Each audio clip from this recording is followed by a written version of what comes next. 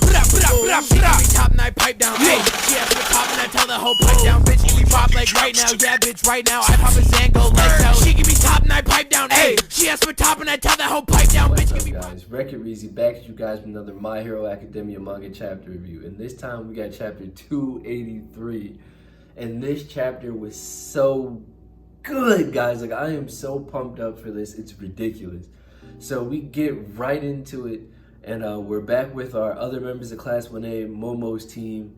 And you know, they're in just utter shock because of all the damage and destruction Machia left in his wake. And Horikoshi did such a great job with the art and just depicting the scale. Like, Machia just, like, his trail just looks like something just bulldozed its way through, like, everything. And our young heroes, like I think it was Mineta, were just questioning everything, like the choices and the decisions they made. Oh man, there's a saying that goes like, you learn more in defeat than you do in victory, and our young heroes are learning a lot right now. And then we get like over to where Tokuyami is. He's like helping people at like a little camp, I think. And then we see Hawks, who's bandaged up. It's good to see Hawks again because the last time we saw him, he was critically injured at the hands of Dabi, but Tokuyami managed to help get Hawks out of there. So it's good to see Hawks again. And like we see like this panel of like a whirlwind, so not like actually a whirlwind, but just like destruction. And then in the destruction we see like Fat Gum and Sun Eater. So I hope those two are alive and doing okay, but it seems like at least the way like Horikoshi portrayed them in that panel, they were trying to help fight Machia off or slow him down. So I hope Tamaki's alive. I hope Fat Gum's alive. Machia's just going through everything and everyone. And then we get like another cool panel. Just like so many good, like just brief little panels of people to see what they're doing and what's going on. But we see Dabi and Dabi's like genuinely smiling, and like the other members are like on Machia's back. They look like they're having the time of their lives. Meanwhile, like everybody in front of Machia is miserable and dying because Machia is just going through everything. And Machia's new look is just like craziness. Like, he looks like a complete and total savage. Like, he has these long claws, like this mask visor thing over his face, like these giant teeth sticking up. And dude is just like destroying everything and everyone. And he looks like he got even bigger since the last time we saw him, which is wild. Like, I genuinely don't know how anybody's gonna stop that guy because All Might's going. And are we sure All Might could beat Machia 1v1? That's a question for you guys. Get in the comments and let me know. Do you guys think like All Might in his prime or at any point in the series could beat Machia with all he's doing right now? Let me know your thoughts on that in the comments. But Machia looks like a complete savage. The doctor is like talking his shit, letting President Mike know like it's over. Like, you guys were losing before, but now we just came all the way back. And it's just, it's madness. Like, Horikoshi, like sometimes like I wish like I could just sit there and ask him like what is going through your head when you're just like writing all this like brilliant chaos all at once. And like the doctor's having the time of his life, and it's just like all I could do is just like shake my head at that point because it's like, yo, it really is over. It's GG. And then we finally cut back to Deku, and Deku's seeing what's going on with Eraserhead, seeing if he's okay.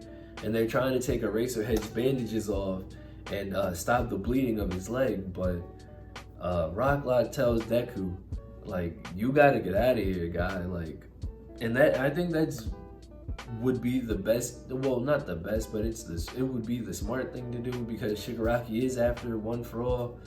And Deku's not having it. Deku has like this just look of like seething rage on his face. And like, I love when Deku's like that. Don't get me wrong, I like nice guy Deku. I think he's like a great change of pace from like the typical heart of gold, hard-working, but really not all that smart shonen protagonist archetype that we get often. But Deku, when he's in that mode where he wants some smoke, is like he is legit in my opinion. But yeah, just like the way Horikoshi drew him with like the sweat and like his teeth like clenched like that, he just looks like savage. Like he wants to kill Shigaraki, and I am here for it.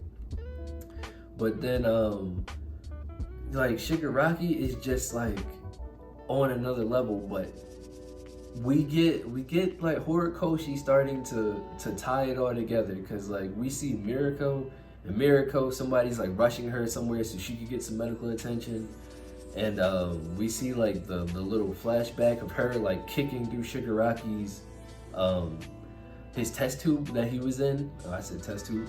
It's a pod test tube, same difference. She kicks through it. We see it was only a 75 completion. We've known that. But now we get to see the effects of that, because Shigaraki just like spews blood out of like his shoulder / chest area. And in that moment, it's like Shigaraki's thinking to himself, like, what the hell is going on? Like, I should be, like, where's my super regeneration? And this is like the effects of him pushing past his limitations, because he's still incomplete for the most part. And I think that was really keen on Horikoshi's part, because like Eraserhead is done right now. Like he's TKO. He's had it. Like he amputated his own leg. He had to keep his eyes open for God only knows how long. So Eraserhead is down, and Shigaraki has all for one again. So unless you're gonna make Shigaraki can just blow everybody away and like take everyone's quirk and kill them, like you kind of have to have some way to give the characters that are left on that battlefield some means of making it competitive or just surviving. And I feel like that was a really smart way, because Deku recognizes that, because he's like grilling Shigaraki the entire time, and he realizes that Shigaraki's body can't keep up with the power of All for One, because Deku's had that problem the entirety of the series. Deku's body couldn't handle One for All at 100%. He still can't handle One for All at 100% yet. 45 is, I think, the max he can push himself to. So that was really cool, like in my opinion, on Horikoshi's part, to have Deku pick up on that right away.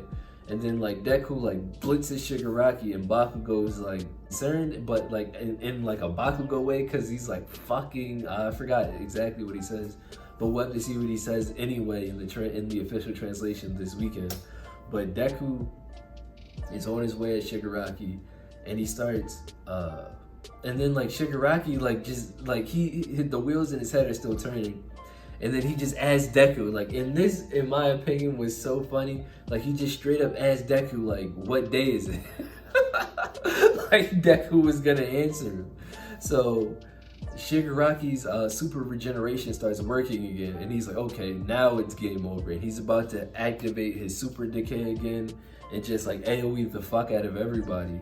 And then Deku starts thinking to himself, seventh One for All user, and the hype just takes over from that point, because Shigaraki touches the ground, but Deku shoots off into the air, and then he activates Nana Shimura's quirk, Float, and he uses Black Whip to grab Eraserhead, Endeavor, and everybody else. And then we get the confirmation that Gran Torino is still alive, because Gran Torino starts having a little flashback of him and Nana Shimura just hanging out in the sky together because of their quirks. And that was so just masterful. You know, it was great just to see that little panel, and that Gran Torino got to live long enough to see his sworn friends quirk again and experience it one last time, I guess. But that was great. And then Deku like looks at Shigaraki and he says, I am going to stop you.